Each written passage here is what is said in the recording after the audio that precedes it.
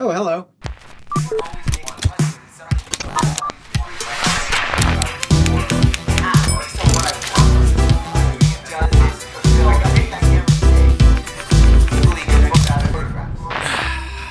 We're back at it.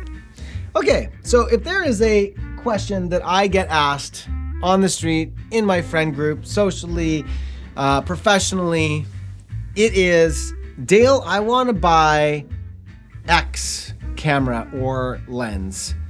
What do you think? There's a good reason they're asking me this, because I do this. And so you'd think that I have some knowledge that could be useful to them. And not saying that I don't, but I think that buying a camera, for example, which is the topic today, is a little bit more complex than a single me and my advice can give you. Now, don't stop the video here because I've just told you that I can't give you any good advice on buying a camera. I'm gonna give you some context for that in a second. What I'm saying is that advice is, sort of part of the puzzle. And there are some other things that really you should be looking at doing and questions you should be asking yourself that I think will prove far more valuable than any one person's advice or any article that you can read or any sort of like testing paradigm that you've seen online. The first thing that I want to say is to bring some clarity to this is that it's kind of twofold. One is that knowing you and yourself and what you want out of something is very, very important. That's one half of it. And the other half is like, where do I get my information and how do I dissect that information? Let's talk first about that part, where you kind of get your information. I, too, go to YouTube when I want to get advice on buying something new. I'm going to go online and see what people have to say. I'm going to see them use it. And that's really, really invaluable information if you know what you're watching. The challenge with a lot of advice when it comes to cameras online, and I'm going to be totally honest here, is that we're not always in the best position to give advice. There are two challenges that we as YouTubers and as gear reviewers face. One is that we never get these products for very, very long. The brands are getting really, really good at spending some time with us prior to the release or prior to us even using the product so that we can ask questions, and they're always sort of there for us when we encounter early firmware glitches to be able to parse out, oh, is this like the way the camera is supposed to operate, or is this just early firmware, things like that. And so there's not a lot of misinformation anymore from sort of the bigger YouTube channels because they have those one-on-ones with the brand prior, but we also still don't have a lot of time with the product. And so even when we get a product to test and it's not like a pre-production one, it's in full production and we can test it for as long as we want. There's only so many hours in the day and there's only so many things you can do before you actually just have to move on to the next project. And so you have a responsibility to get that video out in a timely way and deliver some important observations. Within that, you're going to naturally miss a lot of things. There's only so many things you're going to interact with with that gear. YouTubers, you can't just watch one review. You actually, and I always encourage people in the videos to watch other reviews as well to get a more holistic idea of, okay, was autofocus good or bad on this thing? I've had a couple videos where I thought the autofocus was great and then other YouTubers said it was garbage. Well, I shoot portraits.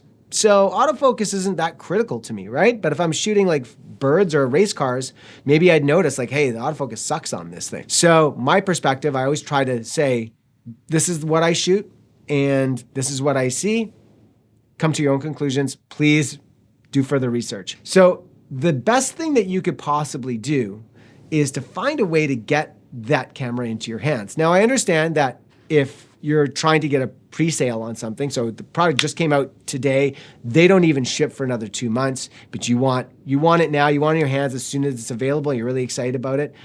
Yeah, you're taking your chance. My advice in the best case scenario is that you just be patient and you wait until you can find a way to get your hands physically on it. And there's a lot of ways to do that. Number one is most stores, including Vistek here, we hold continual test and try events. So you can either come to the store, or we hold special events in different areas across the country where you can physically go and meet with the reps, try every camera in their lineup with every type of lens. You can bring your own camera to try with their lenses. You can bring your lenses to try with their cameras, and gives you a really good sense of what it feels like. You can also go to a lot of stores. Stores will have like testing rooms, or the ability to just kind of like pick it up, throw a media card in, test it out, play with it for a little bit. The next best thing, if not the best thing, is actually to find that camera that you're looking for in a rental program somewhere. So to be able to take it away for a weekend and shoot in the way that you like to shoot, take it on a job, or make up a reason to shoot with it and get a sense of whether it's really going to work for you. And the last one is for commercial photographers. Typically, commercial photographers are highly valued for good reason by a lot of reps. And so if there is a brand that you like and that you're looking at a camera, or you're comparing maybe a couple of different brands and different camera models, you can actually call those brand reps up for the most part, and they will bring those products to your studio or to your job or to your home and allow you to test them, and they'll come right to you because they understand the value of commercial photographers, and also not just the financial value, but the influential value, right? If I can, if I'm Fujifilm, for example, and I can get a GFX 100 into the hands of a commercial photographer, every studio and every agency that comes through there and every photo assistant is going to be influenced by the fact that this high-end commercial photographer is shooting on the GFX. When you get the camera into your hands, there are a couple of things that I really want you to pay attention to. And one is, whether you have experience shooting photography or not, I don't think this is relevant. I think that you just have an instinct about the way that your mind disseminates information.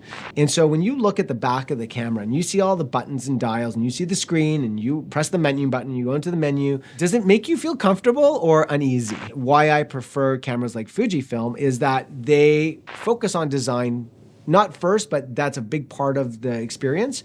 So that's not like full of buttons everywhere, a super weird menu system, although the menu system's a bit weird. And so for me, the minute I picked up a Fujifilm camera a decade ago when my friend had one, I was like, what is this camera? Like, I knew immediately that I loved it. And I'd never had an interaction with Fujifilm cameras before. And I looked in the viewfinder, I was like, this is incredible. Like, why don't they make every camera like this? It's very much to someone's taste, and you can't logic your way into that. Your brain works a certain way, and it's going to like some cameras better than others. And I'm going to be honest with you, most cameras now, especially if they're all around the same price point, they all make a beautiful image. Their skin tones are all great. Chances are you're going to F with it in post anyways, so it doesn't really matter.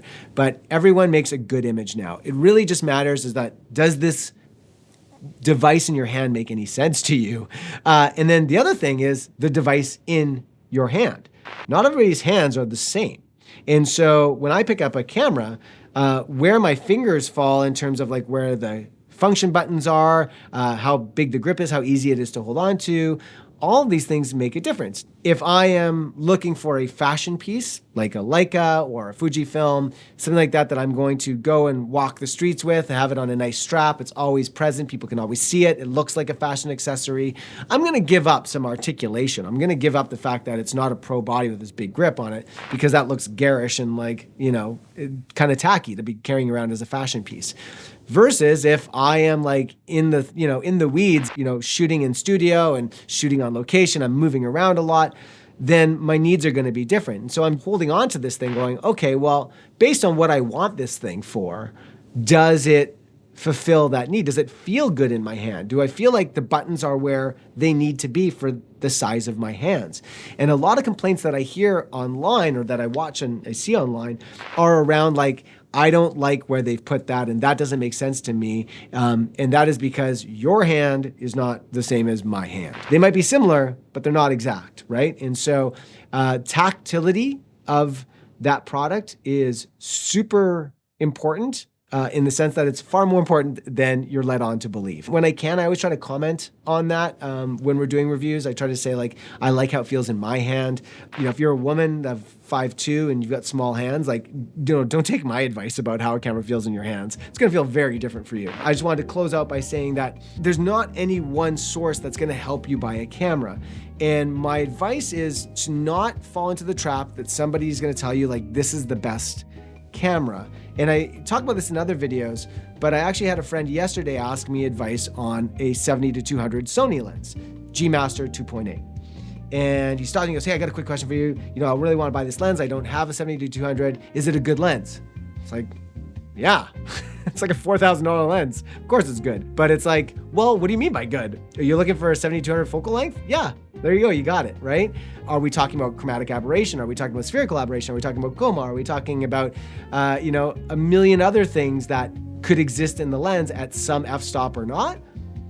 Yeah, but you might not even notice 90% of those things. So why are we having this conversation, right? The ability to test and have something in your hands and see for yourself kind of answers that question. And that's all to say in closing that if you just take all the information that you've read online and all the YouTube reviews that you've watched, and hopefully you've watched more than one, you take all that information, you know that, now you're gonna put it into your hands or vice versa, you're going to be able to have some instinct about whether this is the right product for you or not. And then you also just have to accept that there's things that you could never predict, and that the thing that you thought wasn't gonna be so great turns out to be awesome, and the thing that you thought was gonna be awesome turns out to be not so great. That's just life. So from this point forward, when any friend asks me any camera advice, I am just going to send them this link.